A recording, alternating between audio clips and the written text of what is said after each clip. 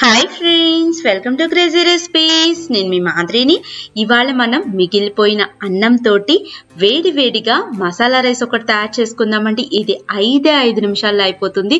వెల్లుల్లిపాయ ఫ్లేవర్ తోటి, వాము ఫ్లేవర్ తోటి ఈ మసాలా రైస్ సూపర్ గా ఉంటుంది. దీన్ని ఎలా తయారు చేసుకోవాలో చూసేద్దాము. స్టవ్ మీద బాండి పెట్టుకొని బాండీలోకి 3 స్పూన్లు ఆయిల్ ని యాడ్ చేసుకోవాలి. ఇక్కడ మనం చాలా తక్కువ నూనెనే వాడతామండి. ఆయిల్ ఎక్కువ కూడా పట్టదు.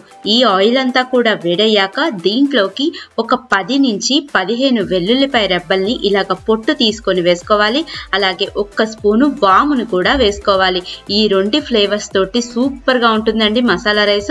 అలాగే మన ఇంట్లో మిగిలిపోయిన అన్నం ఉంటుంది కదా, ఆ అన్నాన్ని కూడా యాడ్ చేసుకొని ఈ అన్నం అంతా కూడా వెల్లుల్లిపాయలోకి అలాగే వాములోకి బాగా కలిసేలాగా కలుపుకుందాము. ఇలాగ ఒక 2 నిమిషాలు వేగాక దీంట్లోకి 1/2 స్పూను ఉప్పును కూడా వేసుకొని దీన్ని కూడా ఇంకొకసారి బాగా మిక్స్ అయ్యేలాగా చూద్దాము. ఈ ఫ్లేవర్ తో సూపర్ గా ఉంటుందండి. అలాగే వేడి వేడిగా తినే కొద్దీ తినాలనిపిస్తుంది. మనకి టేస్టీ అయిన వెల్లుల్లిపాయ మసాలా రైస్ తయారైపోయింది. దీన్ని గనక మనం ఉత్తదే తినేసేయచ్చు. కావాలంటే మీరు ఏదైనా ఊరగాయ పెట్టుకొనైనా లేకపోతే రైతాతో అయినా తినేసేయచ్చు. నా వీడియో మీకు నచ్చింది అనుకుంటున్నాను. కంపల్సరీ ఈ వీడియోని ట్రై చేయండి. మీకు కూడా హెల్ప్ఫుల్ అవుతుంది. అన్నం మిగిలిపోతే పరేసుకోకుండా ఇట్లా తయారు చేసుకొని చూడండి. డైజెషన్ కూడా చాలా బాగా యూస్ఫుల్ అవుతుంది ఈ రెసిపీ.